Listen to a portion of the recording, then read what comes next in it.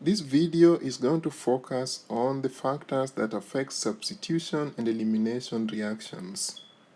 So there are four factors we're going to consider. The first one is the leaving groups. Substitution and elimination reactions occur faster with good leaving groups. Good leaving groups are stable conjugate bases. So they are going to be conjugate bases of strong acids, like we learned under the chapter of acids and bases. So they're going to be those of strong acids whose pKa values are going to range from -2 all the way down. For those whose pKa values are greater than -2, they will not be good leaving groups. So the ones we are going to focus on are the halides, the sulfonates, and water. The next factor is the strength of the nucleophile or the strength of the base. If we have a reagent that will only act as a nucleophile, then it means that kind of reagent will favor only the formation of substitution product. So we could have SN1 and SN2. In fact, strong nucleophiles will specifically favor SN2 unless the substrate does not allow that to happen. Okay? So most of the nucleophiles that we will consider the halides, the sulfur nucleophiles, the azide, and the cyanide. Okay? If we have a reagent that can act as a strong nucleophile and a strong base, they will mostly favor SN2 and E2 reactions. If we have a reagent that can act both as a weak nucleophile and as a weak base, which means it is not strong enough to attack the substrate so as to kick out the leaving group, they have to wait for the intermediate, the carbocation, to be formed. So those ones will mostly favor SN1 and E1 reactions. So anytime we see a weak nucleophile or a weak base, we should think about a rearrangement occurring. If we have a compound that can only act as a base, then it means we are only going to form either E2 or E1. In fact, strong bases, we already mentioned under E2 reactions that they will favor E2 product. Okay? So things like sodium hydride will favor E2. If we use DBN and DBU, they will favor E2. So looking at the structure of DBN and DBU, these are bulky bases. Because they are bulky, they will not do an SN2. So if we try to use DBN to do an SN2, that's not going to happen due to the steric effect. It is already bulky, it's trying to access an electrophilic center that is hidden. So that's not going to happen. So what happens is they will be able to pick the proton which is exposed, which leads to the formation of an E2 product. Okay. The next factor is the solvent effects. Now here we are going to group solvents in terms of protic solvents and aprotic solvents. Protic solvents are those that contain a proton attached to a more electronegative atom like oxygen or nitrogen so that they can do hydrogen bonding. Because these solvents can participate in hydrogen bonding, they will be able to stabilize the transition state for the SN1 and E1 reaction where the formation of carbocation is the one that determines the rate. So if the transition states are stabilized, the reaction is going to happen faster. Okay? For polar aprotic solvents, they do not contain a hydrogen that can participate in hydrogen bonding, but they still have a dipole-dipole interaction.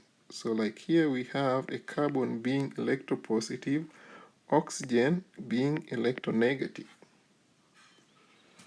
So they are able to stabilize cations because this position here is more exposed, but the carbon, which is electropositive, is kind of hidden. There are some steric factors, so that means the nucleophile for the SN2 is going to be raised in terms of energy.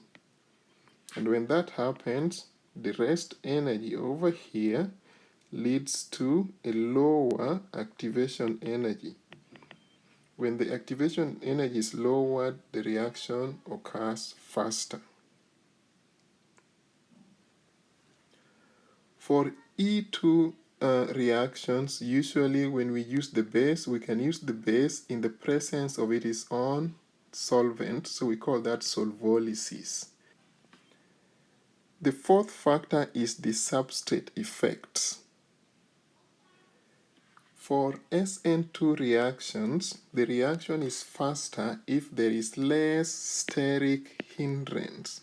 We learned that in SN2 we use a strong nucleophile which has to access the electrophile so that we can kick out the leaving group using a concerted mechanism, nucleophilic attack followed by loss of leaving group, all in one step. Okay? So, this reaction we said is sensitive to the stereochemistry. So the nucleophile does a backside attack, which means it needs enough room to access the electrophile. If there are substituents around this area that are going to prevent the nucleophile from accessing the electrophilic center, then the reaction will be slow. In fact, we do not do SN2 on tertiary substrates. No SN2. Because the reaction is too slow due to that steric hindrance, you don't really get any yield. So we don't do SN2 on tertiary substrates. Keep that in mind. For SN1 and E1 reactions, we learned that these ones form the intermediate. The formation of the intermediate is the rate determining step. So the tertiary carbocations are more stable than secondary, which are more stable than the primary. The primary are highly unstable, we don't even form them. So therefore, if we are to generate a tertiary carbocation after we kick out the leaving group, then this reaction will be faster because it is a stable carbocation. Here we're going to form a secondary after we kick out the leaving group, and the secondary is relatively stable but not as stable as the tertiary. We don't even form primary, so this reaction is very slow. It's going to be the least reactive when it comes to SN1 or E1.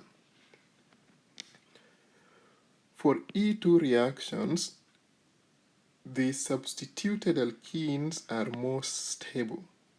So if we are able to form a more substituted alkene, then the reaction will go faster than when we try to form a less substituted alkene. So that is what controls the rate of the reaction.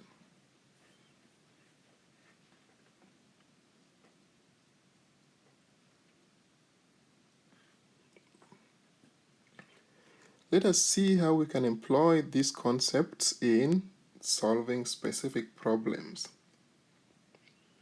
So here we have a reagent which is water. So that is a weak base, weak nucleophile. So then obviously it means it's going to wait for the carbocation to be formed. If we can form a tertiary, benzylic, or allylic carbocation, those ones are going to be stable.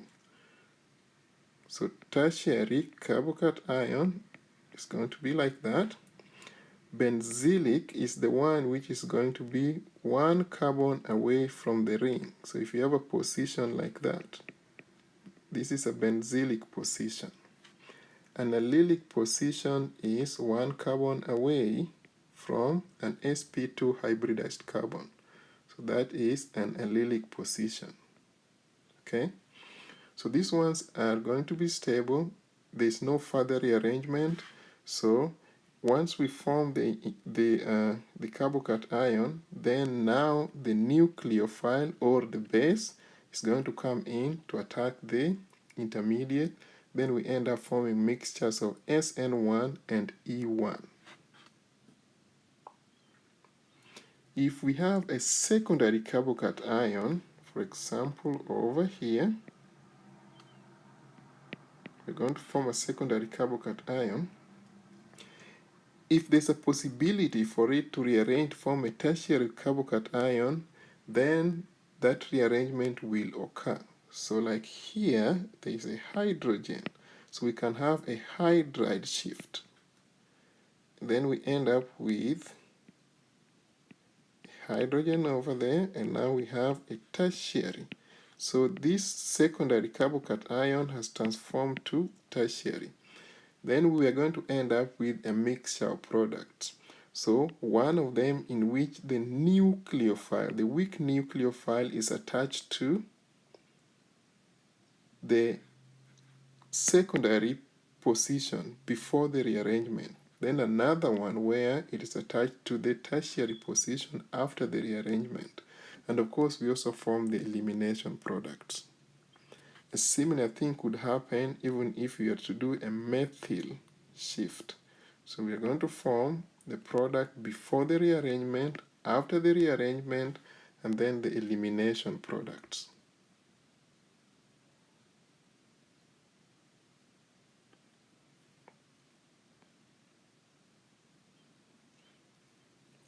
Why is one of the SN1 products not observed in the reaction shown?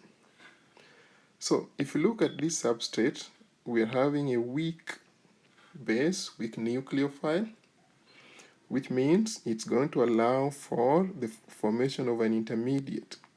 So then we would expect this one to form a primary carbocation, which we said do not form because they are not stable. So what is going to happen is a concerted mechanism.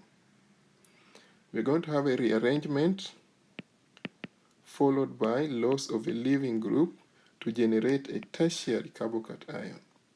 The tertiary carbocation can then undergo either substitution to form the substitution product, or it can undergo elimination to form the elimination product.